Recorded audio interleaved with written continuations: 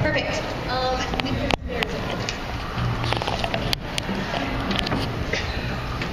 How's everybody doing? Good? Thank you for showing up. We'll just wait for Maya to get on stage and then we'll get going. The camera? Yeah. Everything I say directly into the lens. Alright, so how's it going? My name is Mary Aikman. This is the hashtag Little But Loved panel. Yay!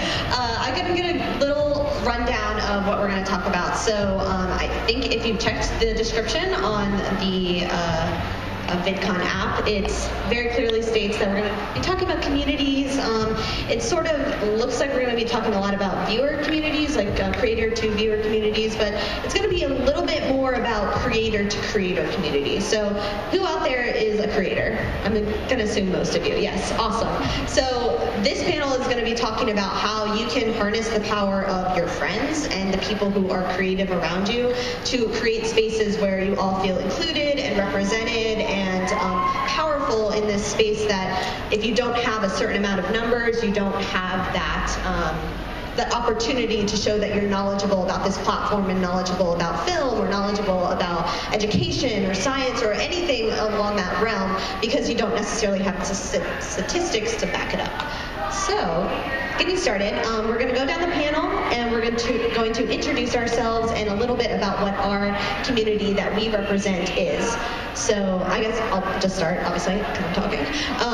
But I am Mary Aikman. I represent two communities. Hashtag Little But Love came from a trending hashtag that we had through an organization called Flushing the Tubes. We have some people in the audience who are volunteers for Flushing the Tubes, past and present, as well as people who have been promoted on Flushing the Tubes. So it's a Facebook and Twitter that daily promotes a small YouTuber, and we have roughly, I think at this point, I don't know, like 3,000 followers or something on it, and it's just a great space to find new creators and to meet new people. And then the other community I represent is Community Unite. It's an event that's put on at Playlist Live, and it's a solo event in London. We're trying to grow, maybe look out LA sometime in the future, who knows. Yeah. But it is a space where small creators apply, and then we have a full programming of panels, and people come to the panels and they learn peer-to-peer rather than authority to viewer or authority to less than creator in a lot of cases. So it's just a place where you can, feel powerful that you can talk about, monetization or scripting or something that you do every day or you deal with every day as a creator on YouTube but don't necessarily have that chance to talk about. So, Maya, if you want to go next. Hi, my name is Maya Ledesma. Mike?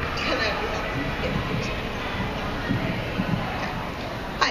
Okay, there you go. Hi, my name is Maya Ledesma. I manage the daily operations for the Road to Nerd Criteria, which is a worldwide multimedia project in which members of the Nerd Fighter community share their stories on how they found Nerd Criteria and what the community means to them. Yeah. Do you want to pub the YouTube at all? Oh, youtube.com/The Road to Nerd Criteria. Check it out. Hi, my name is Sam. I'm from the channel Super Sam Stuff, where I make vlogs and short films. So it's a pretty engaged community around that. I've also been a past volunteer on Little But Loved, and also been promoted by Little But Loved as well, which is quite lovely. And a panelist at Community Unite. Yes, yeah, and a panelist at Community Unite. So I'm Jacqueline, and my main channel is SideJoy. That's probably what I'm best known for on the internet. But I run a community. I'm the benevolent dictator for life of We Create EDU, which is an education community. Please hold the applause. No, you're fine. Just hold it for me. Hi, my name is Elena Overett, and I have a personal channel called That London Life, where I talk about the stuff that happens in London and things you should be doing, because it's a lot of fun to live there. But The other project that I work on is London Small YouTubers, which is a community of almost 700 YouTubers that live in or around London. And we do a lot of stuff like meetups, collaborations in person, workshops. We like to work with a lot of brands and creator experts that can come in and teach people right from the get-go, you know, you're special and this is how you make it, essentially.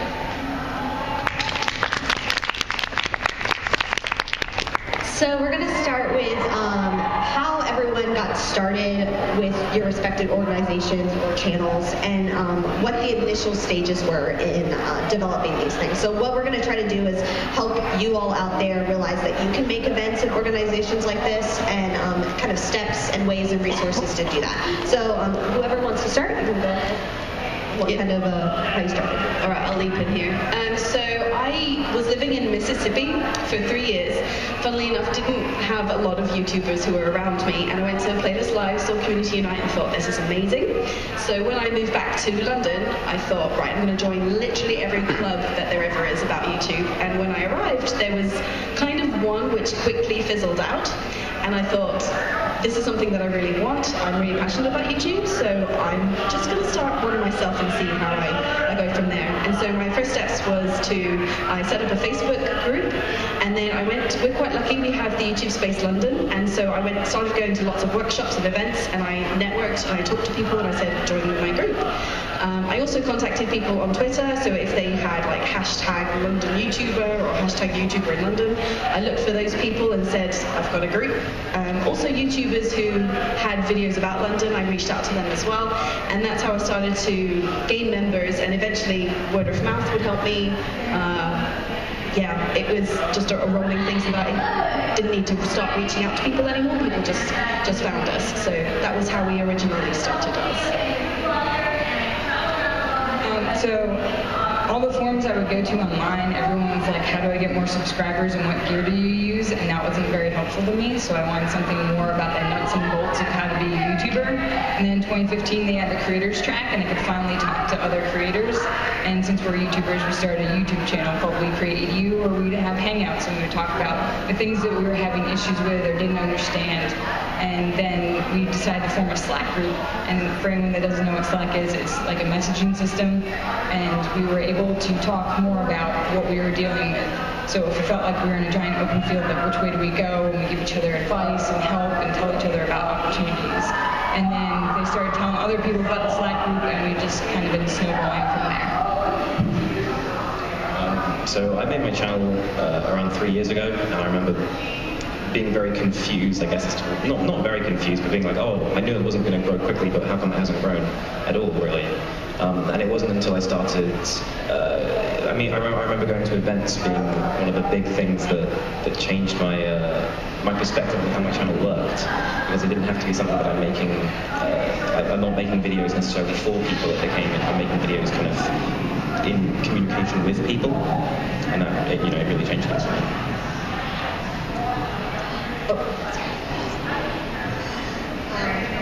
Yeah, so a year ago, right here at VidCon, I was having dinner with my Nerdfighter friends, and we were going around the table sharing our stories on how we found Nerdfighteria, and then all of a sudden my friend Liz, who is right here in the crowd, Liz, right there. Liz says, you know, guys, I've had this idea for a while for a YouTube channel, and immediately everybody at the table was like, oh my gosh, we need to make this a thing. So the day after VidCon, we set up a Slack and a YouTube channel, and we've since then evolved into this multi-platform project on sharing stories from the community. So for my stuff, I want to give a quick shout out to John. His username on Twitter is John B. Here. He is actually the originator, the founder of Flushing the Tubes. He made this video where he kind of discussed like the frustration about not being able to find people or new YouTubers, and just, you know, the general frustration that we all have with YouTube, and that's okay, everyone has it. So he made up this, I guess you could call it a Twitter program or digital program where we promote small YouTubers. I was in the first group of volunteers, as was Sam and some people in the audience, and I because of Community Unite, John kind of brought me on and was like, could you help me with this? And so in a way, I became like his co-director on it. But it all kind of just starts with a little bit of frustration, I think, for everybody. You realize there's a problem and you want to fix it, but you don't know how. And I like that for a couple of you, it was a collaborative effort. It wasn't just you saying like, oh, I'm having a problem. How do I fix it? But it was like everyone coming together, which is important about the community aspect of this. It's not just your problem, it's everybody's problem, so why not come together and try to fix it in a way? And then with Community Unite, it all started with again, this was another collaboration I did with someone. Her name is Kaylee Brown, and she and I had a lot of frustrations with the way that Playlist Live was approaching creators, because Playlist in a lot of ways is, the demographics are more fan-based rather than creator fan-based that VidCon is. So we basically were very vocal. I made a video, it was called like, I'm never going to Playlist Live again, which was a lie, clearly, because I'm into everyone. Clickbait! So I made that, and she saw it, and people saw it, and it became like a thing, like, you have been vocal about this issue, so we're going to do something about it, and that's how Community Unite was born. And then when I went to London, I saw that there was a space for a similar program, and I did that there. So any final comments about how it initially started from anyone? So we'll move on to the next question. The next question is, how important are missions and strategies for what you do? And why is that important in building communities focused around organizations? I can start. So for me, the mission is everything. In a lot of situations, the mission or the core values of what you do is what pushes you along in a lot of situations. So for me, my mission for, say, Community Unite is to give voice to people who don't normally have voice on the YouTube panel or VidCon or convention stage, where I use that idea to say, this is bringing people together. Everyone wants to have a voice. Everyone wants to be shown that they're valued. And so that's like the core mission of like finding these people who want that opportunity and then giving it to them. For Flashing the Tubes, I think it's just the same thing, where you know that there's people out there making amazing content, and so you say, my mission is going to be promoting these excellent creators. And we do have a cap for Flashing the Tubes. It's 10,000 or lower. That was used to be the 60 cap for the small YouTube panel. Now it's 25, but which I think is a good push, because a lot of creators, I'm sure many of you out there, may have numbers up into that level, but you still feel the same anxiety and frustrations of being like a YouTuber who has 400 subscribers. It's a lot of the same stuff. So for me, and if you go to any kind of a business or any field out there in the world, it's always mission-based. Especially in nonprofits, it's about how do we relate everything to our mission? What are the things that we care most about, and how can we develop and push those things through programming and through outreach and all that? So what other missions do you guys have, and how do you show that through your organization? So I guess our mission statement is creating better communities and content together, because YouTube's a pretty lonely place to be a YouTuber, and our goal is not to become bigger YouTubers or anything like that. It's to create valuable educational content for a really cool, great community. So that's our focus, is just to support each other and be able to look at what's really things that affect education community and educational YouTubers. That kind of helps focus us in on what we should be doing. Do you have like a written out statement that you all use, or no? That's on our business card, but no, we don't have like that's something we're working on right now. We have like bylaws and code of conduct, but we don't have like a literal mission statement.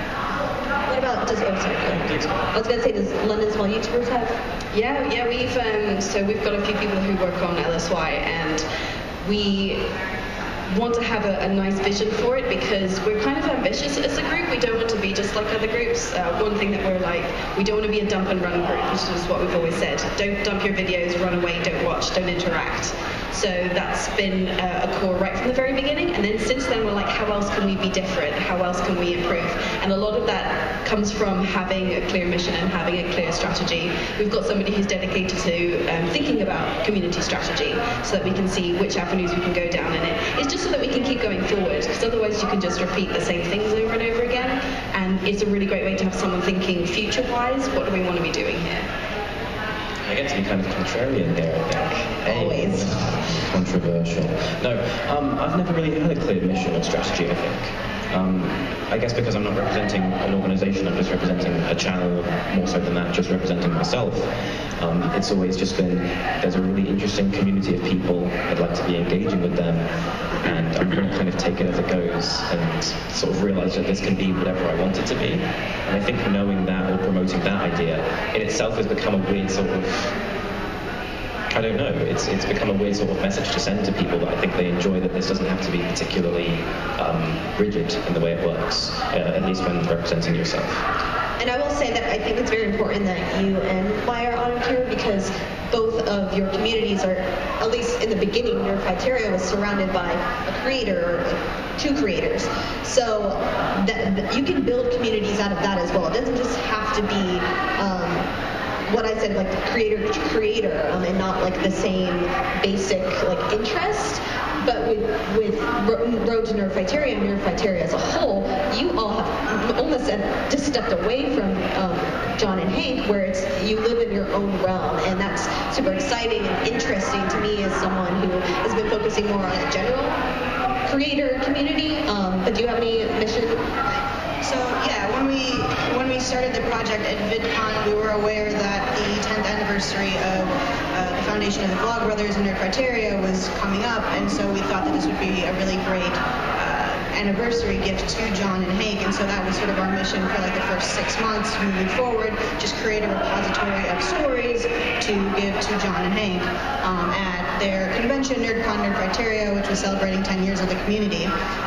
And when we got to that point where we presented a panel on it, we saw, especially like in the weeks leading up to it and at the panel, that it was really more about the community coming together and finding each other and making connections and real-lasting friendships, and it was no longer about John and Hank. And so from that point on, we decided to like focus more on the stories, and you know, it's less about John and Hank, but more about, you know, creating these stories and encouraging people to connect to each other. So I want to go back to a little with what Amara was saying about organizational structures, how she has someone who's the forward-thinking person. And so specifically with LSY, you have a board structure. It's not just you and like a co-director. It's a group of people who work on this. How is that challenging or different, and why did you decide to go with that specific strategy? So it started with me. It was just me, and I would host all the meetups, all the workshops. I would do all the social media. I would contact people. So when people want to join our group, we started to think, right, we really want active creators and not just people who will disappear into the ether or are from a really random country and so wouldn't be here to get the benefit of our group. So we started to vet people when they come in and just be like, do you have a YouTube channel? Are you active on it? And so it became a lot of work. So I then brought on a co-administrator, and so we did a two-person partnership, and that worked quite well. But like I said, we wanted to be a different group. We wanted to do something different. There was so much enthusiasm from people, and they were like, we would like more of this. We would like other things. Can we do this? And so from those ideas, we thought, right, we can really give this more attention if we had more time, because it's all for free. Like, it's a voluntary thing that we're doing.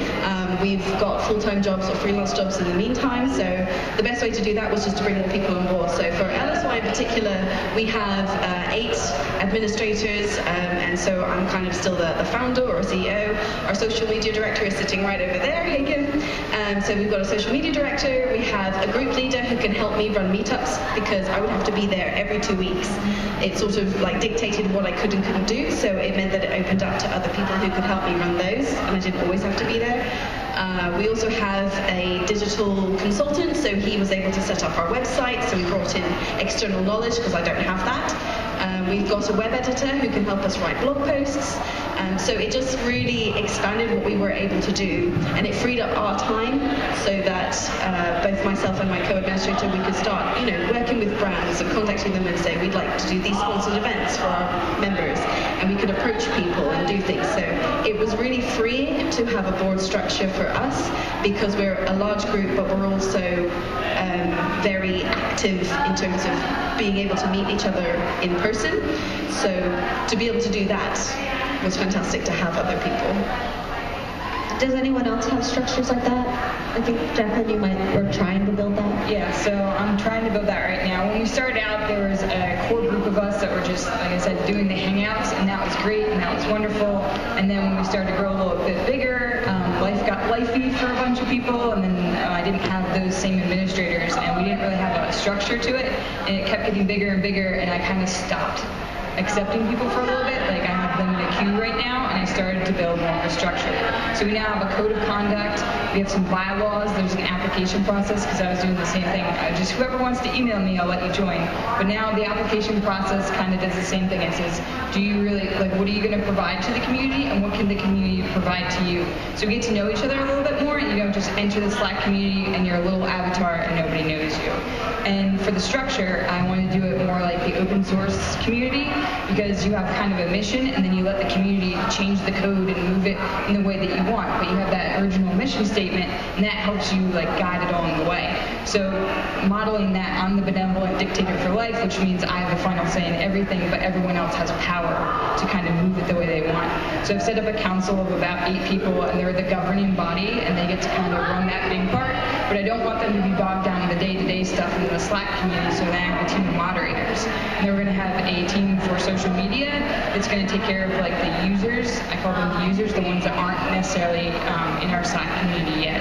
And the moderators take care of the members within the Slack community. So that's kind of how I'm trying to break it out into more of a governing structure. But you were talking about challenges, and I forgot to mention that challenges are definitely a thing when you've got lots of members involved. Not because of opposing ideas, but just making sure that everybody is doing things.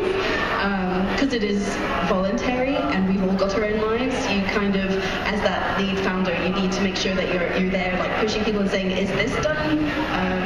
I know we're friends, but is this done?" So pushing that people along, that can be a challenge, but yeah, if you're up to it.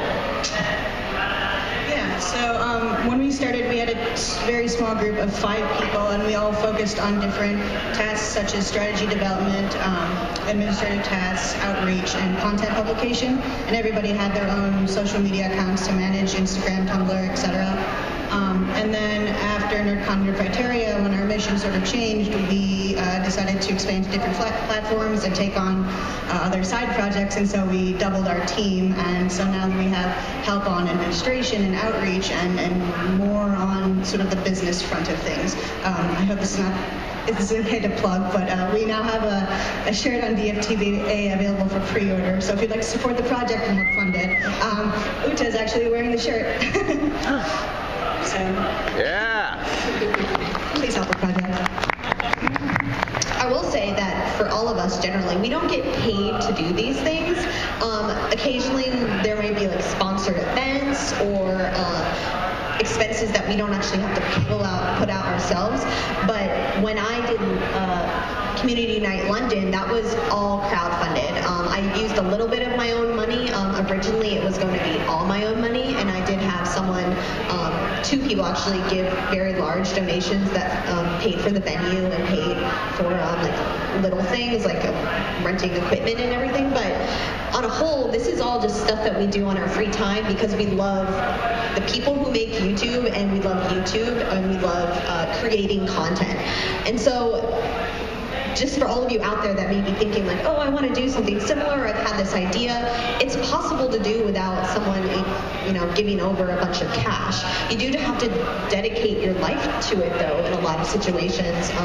That's one of the biggest challenges for me right now. I have 2 jobs, and I'm still creating content, but I also have to administrate to 2 of these organizations, and it takes I only have 2 days a week off from these jobs, and I'm working on these projects. So it's something you have to like go into realizing this is going to be a lot of you, and if you're not behind the mission, if you're not behind the idea of it, it'll just fall by the wayside. And that's why Community Unite and Flushing the Tubes have both been successful in their longevity, is that because we've been able to balance it with people, a team of people, but also realize the dedication of it. So there's that.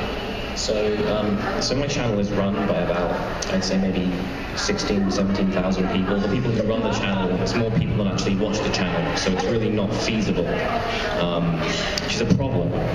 No, it's just me. It's just me. So I don't have boards and team members and so on. It's just so, like, it comes with its own, form of setbacks in the form of you have to organize people who are organizing, but I'm sure that it also feels like someone's got your back, I guess. It's perhaps not as much of a lonely process. I think that creating when it's just you in your bedroom, while it has a certain charm to it, can really get quite isolating at times, because it's just me who's going to sit and then edit this and then put it up, and the response, it all comes through the screen.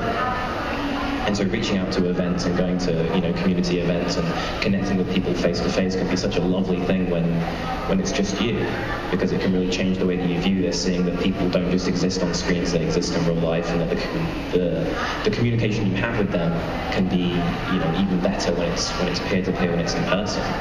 I think that reaching out to other creators as well and helping them and seeing them help you and building a dialogue with them to sort of prop up your own work can also be really great. And I really hate, what did you call it, dumping and running? Sorry? Do you call it a dump and run?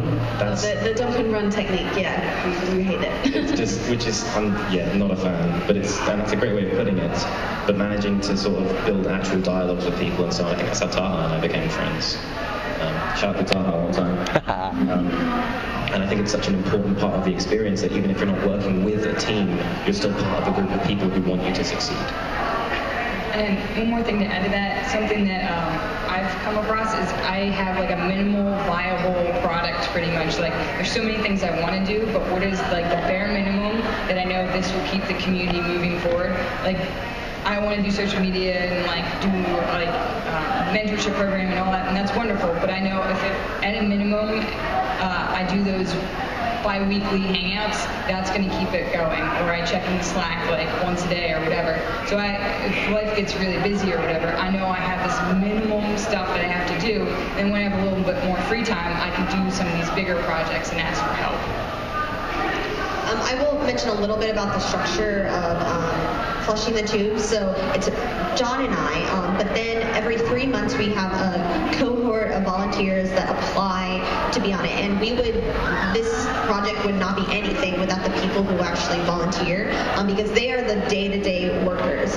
John and I kind of just hover, and occasionally I'm like, make sure you're putting this link in this way, thanks. But other than that, they're the ones that are finding the content, they're pushing the content and creating like the copyright for everything. And so I want to give a shout out to all the people. Raise your hand if you're a volunteer or have been a volunteer for Flushing the Tubes. Yeah, we got some people out here. They're the real heroes. They're the real heroes in this situation. And then with Community Unite, that's a 2-person structure, but then also we've worked with a ton of creators who have been on panels and things. There's some people here who have been to the event or have just watched it. But I will say another huge challenge for me is I can sometimes be a control freak. I want things to go the way that I have envisioned them, and if they don't, then it's like a lot of clashing. And especially when you're working with someone who is equal status of you. So Kaylee we are equal partners. We generally share the programming, we make content and the programming together, but then we go off and do separate things. But we clash all the time, like all the time. And it's another thing to like look out for, is that sometimes your ideas might not be good, or sometimes their ideas might not be good, but in having that collaborative effort, you're able to weed out and figure things out yourself. Because if I was just alone, I would mess things up, I know, and I'm glad to have her here. So I think I stand as testament to that being true. And so I'm going to move on to a similar question, and that's about us being leaders in a way in the community. Just like like on a whole, not just leaders in our organizations, but leaders of small YouTube and a lot of in EDU YouTube and your criteria. And do you ever feel a sense of I forget the word, but imposter syndrome? Do you ever feel that when you're doing things? And do you have any stories or a description on that? I think, well, a lot of people, because we go to the YouTube Space at events and we've got a lot of members, so they come up and they say, oh my god, this is amazing thing that you've done and created, and like it looks so well run, and I'm just like, I run a Facebook group. Like at the end of the day, it's just like I sort of set up a Facebook group, and that's sort of how it works. And it's become more than that. But sometimes at the end of the day, I think that's all this is really. Like it's just a little group on Facebook that does things. So when people say that, you know, there's some praise that comes my way, which is nice. But at the same time, I'm like, let's just pretend we know what's going on and everything was the good plan. But I don't know. I think your confidence will just grow anyway. So the imposter syndrome isn't so much of a problem anymore, because I feel like I'm way more confident doing what I do now, and it feels weird to be at VidCon talking about this kind of stuff. But at the same time, it's like I've done this for a year and a half, more than a year and a half now. I feel like, okay, I like talking. I want to tell you guys about wonderful YouTubers. I want to talk about community. So yeah, I feel like this is a good place. I think anyone in any kind of leadership position usually feels some form of imposter syndrome, right? I'm often brought up on panels sort of speaking as the smallest creator on that panel. And so I feel it almost like, like I'm the ambassador for everyone of the same size, which is terrifying because there's so many of us. And I'm very aware that I do things quite differently to a lot of people whom I kind of feel like I'm representing, whether or not I actually am. And I think it's just a matter of making sure that, you know, making sure I'm speaking for myself first and foremost. I'll try and make you guys look good along the way. But understanding that there are differences between how we all do things, and that's okay. So one of the ways that we recruit people to the project and encourage them to submit stories is using smaller Nerdfighter Facebook groups, and oftentimes I'm the one posting about the project in there, probably to the point where people are sick of seeing my face, but they've come to associate, I think, my face with the project and think that I'm the leader, and in those times I get a little, I feel like I am an imposter, because I'm like, no, it's not just me, there's like 10 other people who are making this happen, and I wish I could just like show all their faces and like, you know, that they're all contributing like the same amount of effort, but I definitely feel, I don't know that I can call myself a leader, but sure. I think that's a really good point, though. Coming up to these things and people telling you, oh my goodness, you've made it here, and you know, you've done it all, and I've had so much help along the way. It's just me making this, but there are so many people without whom I would not be even close to here. So remembering that. I feel imposter syndrome every single day. I mean, the community is full of so many wonderful people, and I'm like, who am I to lead you guys? Who am I to tell you how to become better YouTubers or just to facilitate things? And every new person that joins, I'm like, oh my gosh, your channel's so cool, or you're doing so much. And I definitely get that sense. I think I've been around YouTube a little bit longer, so sometimes I can give advice, but it still feels weird to me to try to lead and give advice to so many wonderful people in our community. And I do have a lot of help along the way, which has been really wonderful.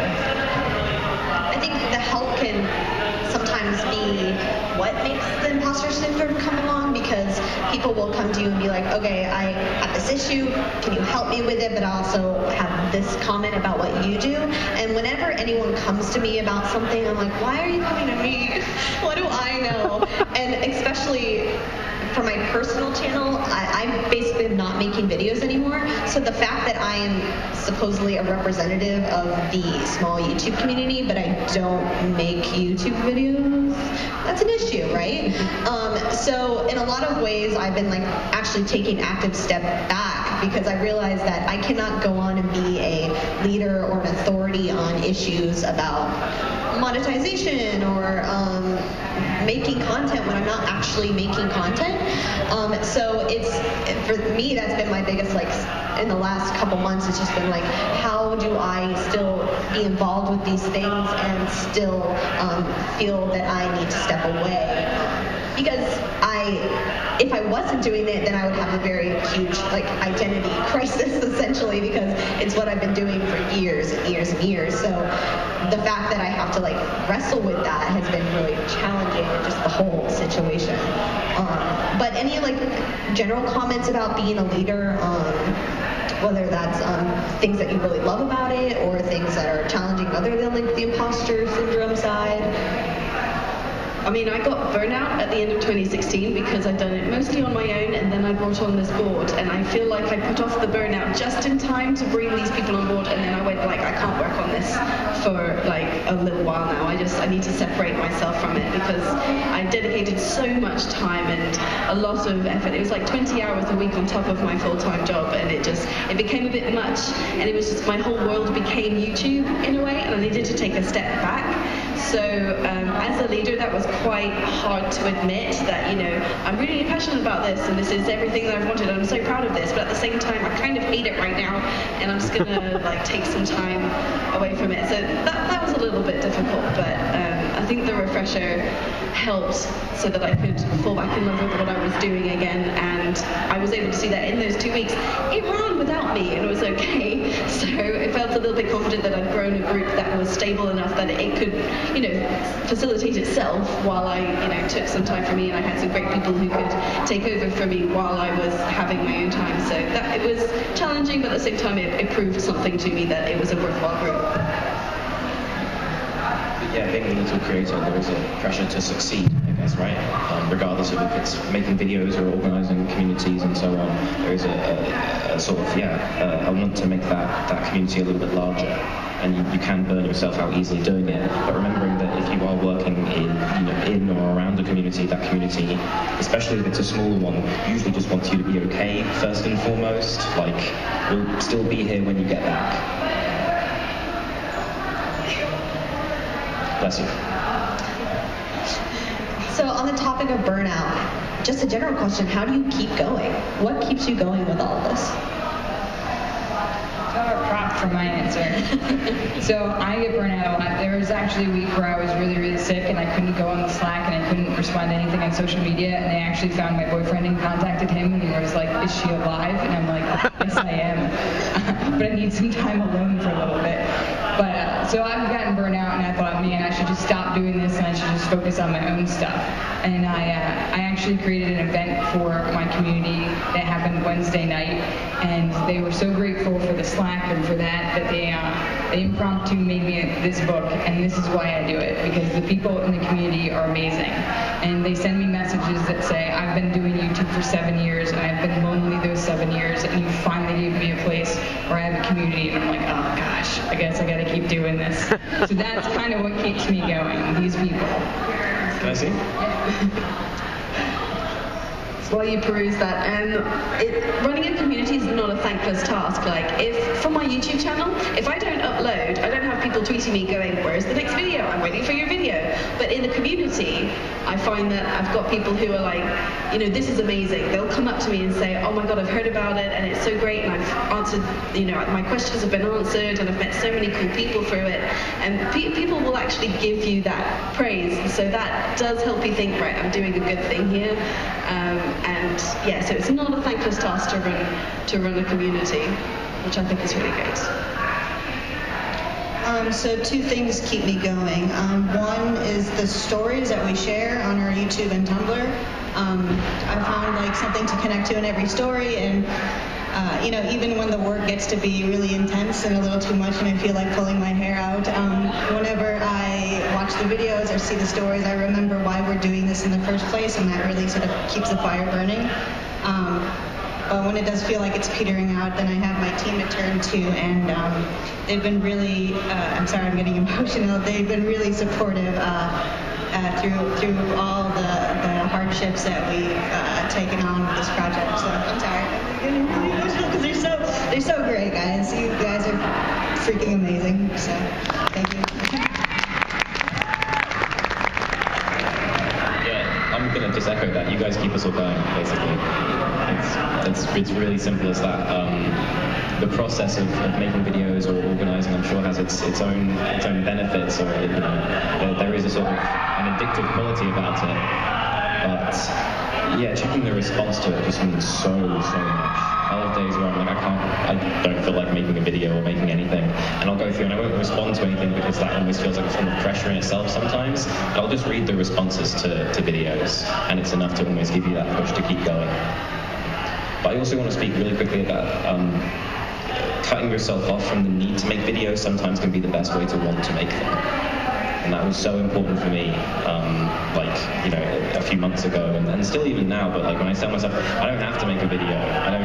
I'm not owing this to anyone. This can be a small thing that I do as a hobby. And I go, oh yeah, I can kind of make a video right now. The second it doesn't feel like a weight on your shoulders. It can start to be something that you just have fun with, which is really nice. For me, I think some of the biggest moments where I'm just like, I'm so glad I'm doing this, I'm going to keep doing it, is when creators who have been promoted on Flushing the Tubes, or at Flush the Tubes is the Twitter, it's usually on Twitter that I see things, is people are just like, oh my gosh, thank you so much, and like heart emoji, and I'm like, see, I don't know when the last time this person's video was shared. This could have been the first time ever, depending on like what size they are or how long they started ago. So when I see that, I'm just like, this is perfect. This is why we're doing it, to give people that, or show people that they are loved, that their content is awesome, and that just because they don't have a certain amount of views on every video doesn't mean that there isn't someone who hasn't appreciated it. They did like it, and they're willing to share it to many people. And so it's that keeps pushing me along, is that I can. If it's not on the whole, it's at least one person, like each person that I connect with in that way, or that we share, is able to have that opportunity. And it's the same with Community Unite, giving people an opportunity to be on a panel where they never thought they would be, and they feel then a larger part of, particularly at Playlist Live, they feel like they're a part of Playlist Live, because Playlist Live can be a crazy place sometimes. And so when they can scale down to that smaller community, and we have people in the audience, like I can see them over there, that like I would have never met if it wasn't for Playlist Live and Community Unite there, and they come every single year. They visit the room for Community Unite every year, and I'm just like, this is what matters, is bringing people together and giving them opportunities, essentially. Any final comments? Kind of off of what you just said, sometimes I also seek out people that don't have a video on their channel yet, so I think it's important if you're running a YouTube community to maybe do that, because then they know somebody's waiting to watch it, and then they'll actually put out a video, because sometimes, as you know, the hardest part is getting started. So if you form a community, that's one piece of advice I would give you. Like if somebody says they're going to, be like, all right, send it to me when you have your first video, so they know somebody's waiting for it. And even if you're not organising your own community, if you're just a part of one, it's amazing what a conversation about YouTube will do for your motivation. I don't know if you guys are like this, but having a chat with someone and talking about YouTube for like a few minutes, and then you go, I must make a video, I've got the inspiration now, and then usually you're out and you can't. But still, like, just having that conversation is so great. So if you're on your own, it can be quite hard to motivate yourself, so joining a community that does actively talk can make a huge difference to like how you feel about making your videos. So what are some resources, getting back more to like the logistics and nitty-gritty of running these things, what are some major resources that you all have used that have really helped push the channel or the organization forward? I love Slack. Slack and Google Drive have been keeping us moving forward, keeping things organized and helping us, create documents that clarify our objectives and set deadlines. Deadlines are everything, and so having a structure for that and having an admin team to help with that has been really helpful in keeping things moving forward. Connections. It's amazing what kind of things can come out of having a connection, and by that you might be thinking, well, I have none. Just talk to people. It's just by talking to people that I met our group leader, Ricardo, and he was like, oh yeah, by the way, I have access to this free venue space that you can just use for your meetups. I was like, oh my god. So that's why we've used it ever since. So it's amazing what you can get from just talking to somebody who's like, oh well, actually I have access to this, which you can use. And also, personally for me, meetup.com has been great for funneling people towards us and finding other YouTubers who want to meet in person. If that's something that you're interested in, meetup.com is really great to bring people in who are like, I actually want to meet in person, not just do this online thing, I want to meet somebody. So they're more actively like coming to things as well. So same, Slack, Google Drive have been very helpful. If you're going to have social media managers, sometimes things like Buffer or TweetDeck are really useful too. And we use Google Hangouts a lot, not just for our outward-facing public videos, but in our Slack channel we have one that's called Coffee Shop. So we want to do a virtual coffee shop to keep the accountability that you're talking about. Because we have people all over the world. So if you're like, oh man, I really want to edit or I really want to talk to somebody, you can just go on that channel and start a hangout and have a virtual coffee shop where you both just sit there editing, but it just feels a little less lonely. I work almost exclusively through carrier pigeons. Very terrible. Don't recommend it. No, but on just a creator-to-creator level, Taha said something really interesting this weekend, which is that Twitter is in its own way the currency of YouTube, which is like kind of blows my mind that just came out like, okay, that's just a thing you said, that's perfect. But it really is. When I first started my channel, I loved it. I loved every comment that I got, but I was like, this is 2 comments that I love. And it wasn't until I started having conversations with people on a website that sort of facilitated that. For me, that was Twitter. I'm sure that for other people that can be a Tumblr or etc. That I started to really feel like I was engaging and being a part of something else. And now I'm pushing that even further, so I just opened a Patreon, but rather than that just being like just a tipping jar for me, that's a place where I can sort of engage with people a little bit, like pushing that even further. So someone asked me recently, like, you get the, oh, what camera do you use? But I'm like, I'm on a platform now where I can give you a full answer that's in less than, it doesn't have to be 140 characters. So you can push that engagement even more depending on what you're using. Twitter is everything to me.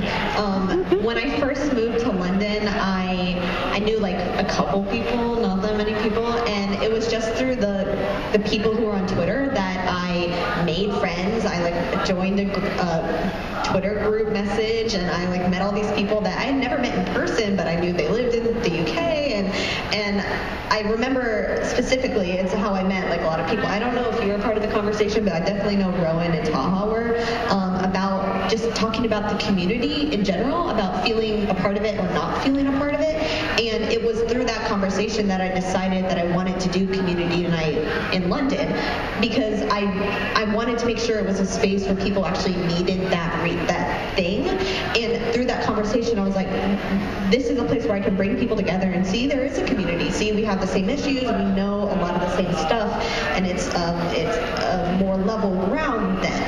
And if it wasn't for that conversation on Twitter, I probably would have never done it in London and met a lot of people that I met at the event or just met through working with them. And so I'm always like, if you're not on Twitter and you're a content creator, it's a super important place to be, I think, in meeting more people and to see news too. Like, you never know what is going to pop up. You're like, oh, so Smosh is no longer a duo. Like, if I wasn't on Twitter, I probably would have realized that for weeks. Just rest in peace, we miss you. R.I.P. But for the other stuff that I do, Facebook group has just been a great resource for Community Unite. We have a page where every event we post the application. We have people who have gone to the event. They're all on there, and it's the same. We have a rule. You can't promote your video. This is just for talking about being a creator or talking about Community Unite, and that's why you're here. You're not here to just promote yourself. And so it has really regulated the system, because there's lots of little creator groups out there that nobody talks to each other ever. It's just, here's my newest video, and then nobody watches it, so what are you doing? So if you're looking to do something like this, I think the best place to go is to Facebook, and you can go to those ones that are mostly just a drop and run sort of situation and promote there, and then bring them in and say, by the way, you can't do what you just did on the other place, but you can actually meet people on this one. Isn't that better? So I've always been a big proponent of using Facebook group as a way to not only strategize and work with people, but to just have like a common ground where people can talk. I've used Slack through ICG, but I haven't used it in terms of the stuff that we do. For those who aren't flushing the tubes, volunteers, we mostly just use Facebook. But it's definitely something I'm willing to look into, and I've used the platform itself, but I'm still kind of trying to figure it out. I'm old.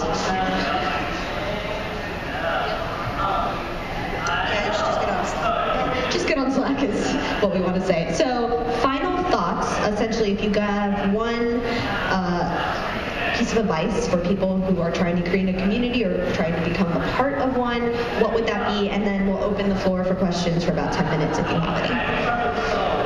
I guess if you're running one, I guess my biggest piece of advice is, like you said in the beginning, you should have a mission statement.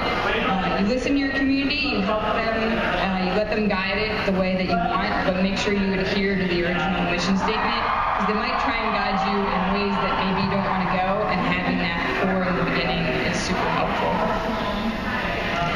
The two qualities you need are drive and patience, because without the drive, it will just fizzle out. The reason why it's still going is because the people who are leading it now are all still really passionate about making this group a thing. But if I'd gone, I kind of, want to go and sunbathe on a Saturday. I'm in London, that's never going to happen. But anyway, if I decided to do something else with my Saturdays instead of do meetups, and then it just sort of it just would have fallen apart anyway. So you have to have that drive. And then the patience, you have to have real patience with people in the group, because, there are new YouTubers, and I've been doing this for 5 years. So, not my group, but YouTube for 5 years. So, I see the same questions over and over and over again. So, I have to be just like, it's new, just be patient with the same questions, let other people answer it, it's all fine. And then just patience in regards to just the conversations happening. Monitor and make sure that it's all, supportive and good, and just see how it's happening. Don't immediately jump in with the first thing that you're going to say, because you're that leader person. People actually do kind of not look up to you, but they sort of go by your lead. So you need to have the patience to sit back and really think about your response before you actually jump into things, because you can go the wrong way with that. Form a team of enthusiastic and hardworking people to move the project forward. With the Road to Nerd Criteria, it is a massive endeavor, and all the side projects that we're doing, we need a large team. And we've been really fortunate in that we brought together a team of people who are all unironically enthusiastic about the community and this project, and they all, bring a different set of skills and knowledge about the community to the project, but it is really their, unwavering enthusiasm that keeps it moving forward. Speaking on behalf of, creators again instead of organizers, speaking about sort of falling in love with your own creative process. This is going to sound really douchey at first. I promise I'm going somewhere with it. I've spent a lot of this event speaking to rooms full of people, and very big rooms full of people, and I promise they're not here for me, but big rooms nonetheless. And yet some of my favorite moments of this event have been just sitting down, having more close conversations with much smaller groups of people, or just one person. And I think that making videos on here can be the exact same as that, where just because you're speaking to really, really large numbers doesn't mean that you're necessarily going to love it. And perhaps it's not best to pursue that if that's not something that you find enjoyment in. That perhaps you are destined to be somebody who doesn't have huge numbers but really changes people and really impacts people and really engages with the community, and that's a place that you love. I think that's really important to remember, that that's just a perfectly viable option, and even better for a lot of people. I would agree with that, in that know where your strengths are. Maybe your strengths aren't making content. I've definitely realized that my strengths are more organizing and logistics and those things, and I'm okay with that, and I'm still a part of it, and I still do it, and I understand YouTube and creating content, but I have more joy and more drive to put on events like this, or organize panels like this with people who are clearly knowledgeable and may have never just had the opportunity to say things. My other piece of advice would be vocal. Just be very vocal. If there's an issue, say something. If you want to change something, say something. The only way that I'm up here now, or have done stuff at playlists is because I complained, essentially. Maybe do it in a little bit more eloquent way. But if you see something you don't like, say something to the organizers. Find the email. It doesn't matter who you email. Sometimes it can get to the person it needs to go to. Send emails. Even if you think that person will never read it, send it anyway.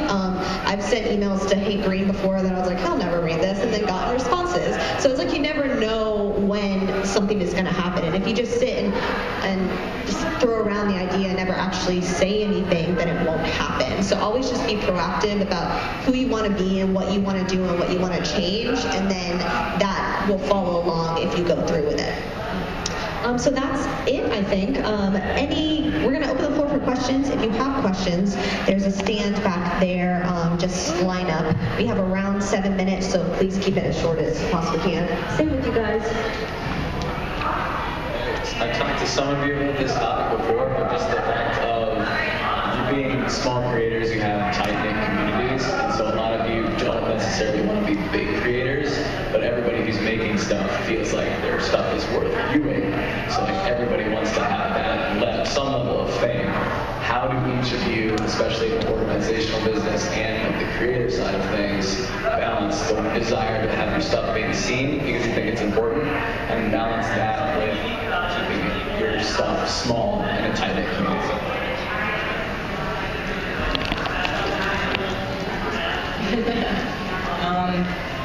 So my actual community that I'm trying to do, I try to keep it small. I have no desire to like send it out and grow it to like millions of people. My personal content, I would like to have it grow, but the mission statement is really what keeps me going most of the time.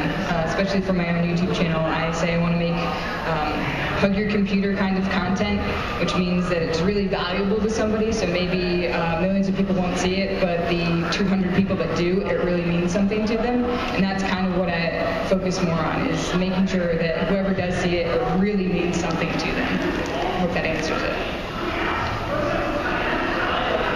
Yeah, so interesting thing about our project, up until about a month ago, we had something like 500, 700 subscribers, and then John gave us a shout out on Vlogbrothers, and we doubled our audience size in like a week.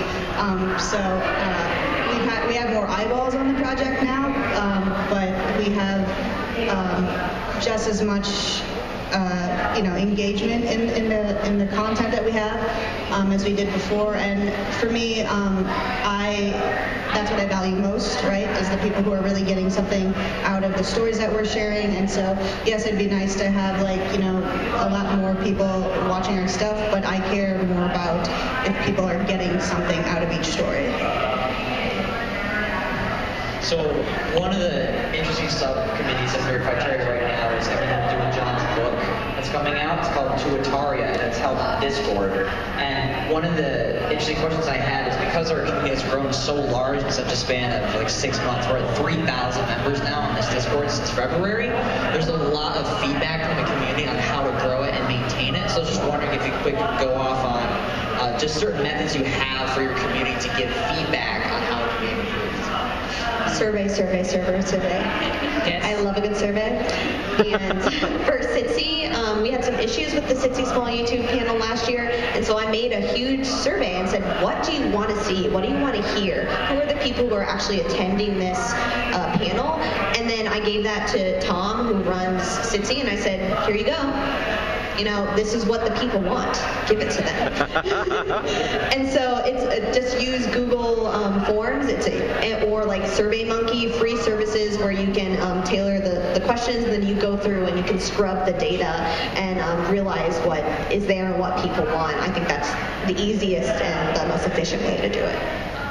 Also, as people become more familiar, or names are more familiar, contacting them deliberately and specifically, it makes them feel specifically valued as well. If you think, right, I've been not just a blanket email of everybody fill in this form, have that, and then also say that you in particular and you in particular, what are your particular thoughts about it? And it's amazing how valued they'll feel, and then the valuable feedback that they'd give to you in that circumstance as well.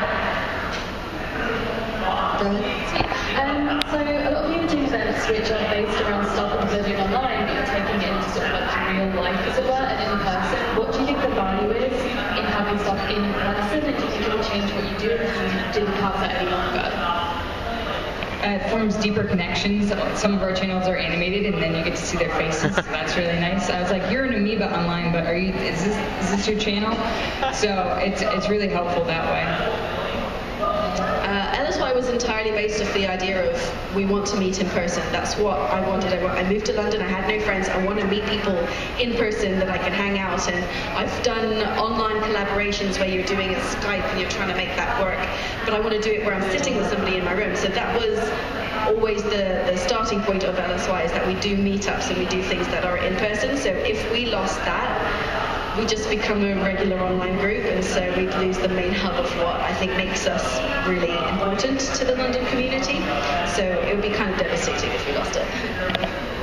Yeah, so we've had a lot of success with meetups, for not just for collecting stories from the community, but just like meeting people in general and getting to know them as people. In fact, we have one of them in the audience. Hi, Maz. And so, with VidCon, we had our meetup on Thursday night, and so while we were filming stories, we were also engaging with, members of the Nerdfighter community, and, we had like prompts and index cards for them, but I think it just sort of organically, formed into this, meet each other, make friends, and, we've had people who have met at our meetups at other cons who also met up again at this con, so it was really cool to see that those connections were still, being maintained. So, cons are really helpful for that.